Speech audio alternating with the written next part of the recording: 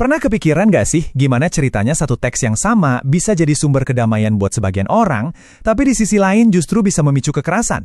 Nah, hari ini kita bakal bedah bareng pemikiran Gus Baha soal bahayanya salah tafsir. Ini bukan lagi soal beda pendapat biasa, tapi bisa jadi soal hidup dan mati. Kesalahan terbesar orang Khawarij adalah memakai ayat untuk orang kafir kepada orang mukmin. Kalimat ini dia jantung permasalahannya. Ini bukan sekedar salah baca, tapi salah tembak, salah sasaran. Coba bayangin deh, ada resep obat buat penyakit A, malah dikasih ke orang dengan penyakit B. Fatal kan? Nah, inilah yang mau kita telusuri lebih dalam. Oke, kita mulai dari akarnya dulu ya. Ini penting banget karena ini bukan cuma cerita sejarah kuno, tapi sebuah pola pikir yang sayangnya terus ada sampai sekarang.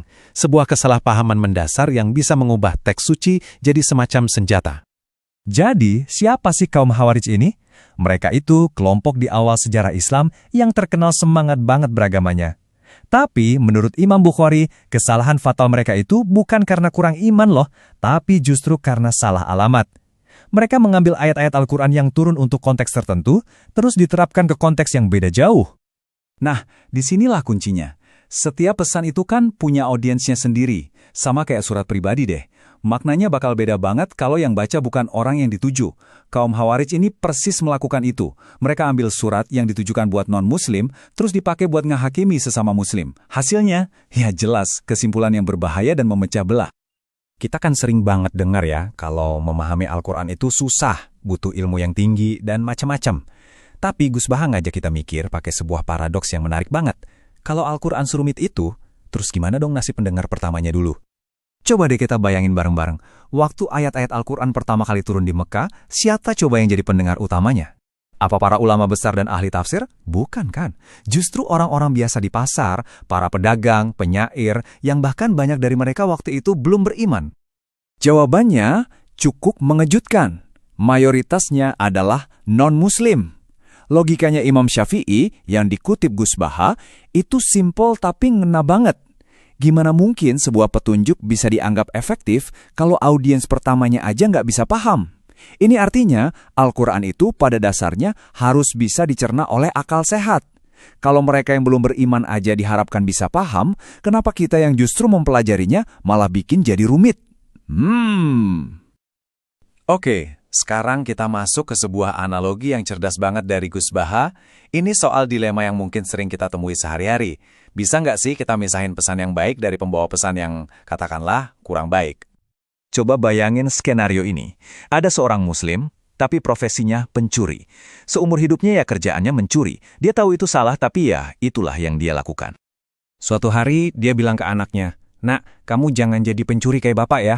Kamu harus jadi santri yang baik, jadi orang bener. Biar bapak aja yang jadi satu-satunya pencuri di keluarga kita."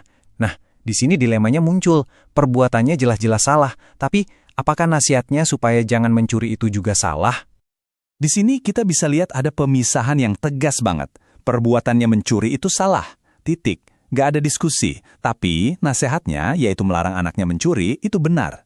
Dalam ilmu fikih, ini adalah dua hal yang berbeda. Kewajiban buat ngajak kebaikan itu nggak otomatis gugur cuma karena seseorang belum bisa melakukannya dengan sempurna. Imam Bajuri merangkumnya dengan kalimat yang keren banget, bagaimana mungkin memerintahkan kebaikan menjadi tercela hanya karena yang mengatakannya tidak melakukannya. Ini menegaskan kalau kebenaran sebuah pesan itu berdiri sendiri, nggak tergantung dari siapa yang bawa. Oke, setelah kita paham pentingnya misahin pesan dari pembawanya, sekarang kita lihat bahaya yang lebih besar lagi, yaitu memisahkan sebuah pesan dari konteksnya. Ini soal melihat gambaran utuh, bukan cuma comot sepotong-potong. Gus Baha ngejelasin ini pakai konsep umum dan khusus. Gampangnya gini, ada ayat yang bilang secara umum, masa tunggu atau iddah wanita yang dicerai itu 3 kali siklus haid. Ini aturan umumnya. Tapi, ada ayat lain yang ngasih pengecualian khusus. Kalau wanita itu ternyata sedang hamil, masa tunggunya selesai pas dia melahirkan. Nah, kalau kita nggak tahu aturan yang khusus ini, kita bisa salah kaprah menerapkan aturan umumnya. Dan disinilah jebakannya. Kelompok-kelompok ekstremis itu seringkali cuma baca judul babnya aja, tapi nggak pernah baca catatan kakinya. Mereka terpaku sama teks yang umum dan mengabaikan sama sekali teks-teks khusus yang melengkapinya. Inilah yang bikin pemahaman mereka jadi kaku, hitam putih, dan berbahaya. Jadi, gimana dong proses yang benar? Pertama, ya kita baca teks umumnya buat paham aturan dasarnya. Tapi jangan berhenti di situ. Langkah kedua, kita harus aktif cari pengecualiannya.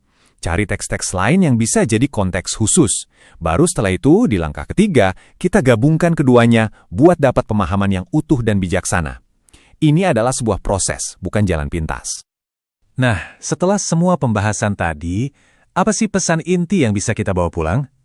Ini sebenarnya bukan cuma tentang cara baca Al-Quran, tapi tentang cara kita berinteraksi dengan semua informasi penting dalam hidup kita.